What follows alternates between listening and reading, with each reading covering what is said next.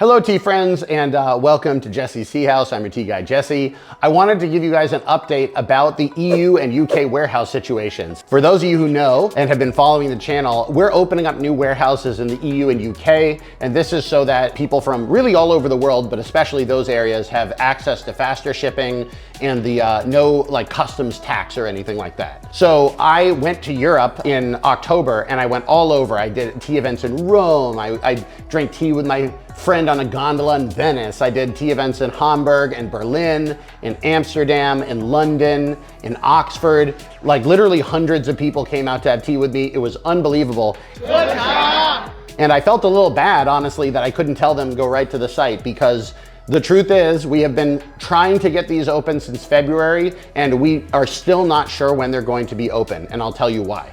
So when we started this journey of trying to open the warehouses, I knew that there was probably going to be a lot of paperwork, but I am going to be completely honest, I completely underestimated the amount of paperwork. This test, that test. Finding out the list of the tests that needs to be done took months. There's nowhere online that will tell you what you need to do to import tea to these areas. And after Brexit, all of these things could be different for the UK, but we don't know.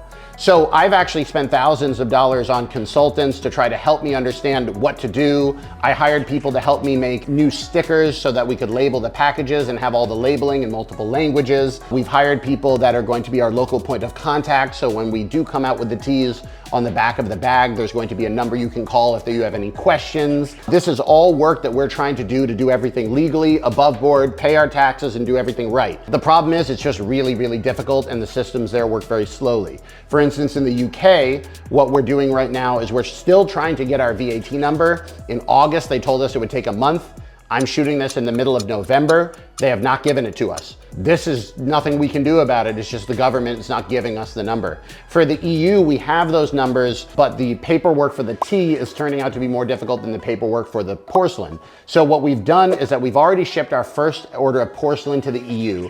And if everything goes well, in the beginning of December, we will be able to start selling porcelain on the EU shop, but not the tea yet. Meanwhile, we're getting the papers for the tea. Every time I get one paper, they need another one. Every time I get that one, they need a third.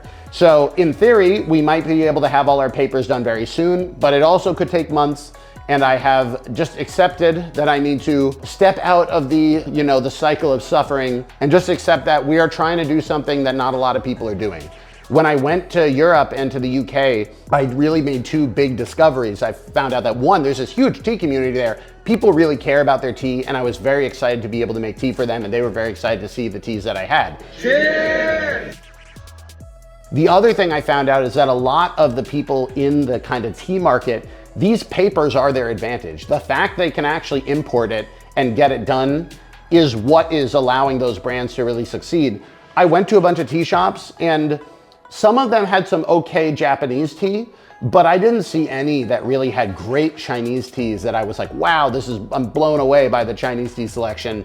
It really is a opportunity, I think, for Chinese tea drinkers once we can get these papers. And I don't want to do them wrong, so I get on a blacklist and we can't ever import them again. I want to try to get it done right. So if you are a UK or an EU tea friend, we are working for you. I've been working for months for this. I've spent a lot of money trying to do it right. Unfortunately, it just hasn't happened in time for Christmas. I know, I'm also the same way, but hopefully EU customers will be able to have access to our porcelain and our teaware. And if that goes all well, that'll be a good start. And we will be onboarding the teas as we can to the EU. And as soon as we get the VAT number from the British government, we will continue to try to do that for the UK. And really the takeaway that I took from my trip to Europe is there's a lot of really great tea drinkers there, and we're in it for the long term with you guys. I'm putting in the investment now to do this right, so that in year 2, year 3, year 4, we're really going to be able to be a great option for people that want to try Chinese tea and Chinese tea stuff. So for everybody who hosted me when I was in Europe, and for everybody who came to our launch events, thank you so much, even though we weren't actually launching anything. And for all the people who have been asking repeatedly, I really would like to give you good answers. The paperwork has been very difficult, but in the long term, we are going to be there for you. And if you are in the United States, this is easy. All this stuff is already solved. You can just go to the site and get your stuff. If you're in the EU and UK, you can still also go to the website and get the stuff. but it will be shipping from the USA until we say differently. And then when we get the porcelain in, we will be able to configure the website so that when you go to the site, you'll select what country you're in and you'll see the options that are available for your country. And then we will be able to ship all of the EU items from the Netherlands. So thank you so much, everybody. 多喝茶, drink more tea, and thank you so much for your support.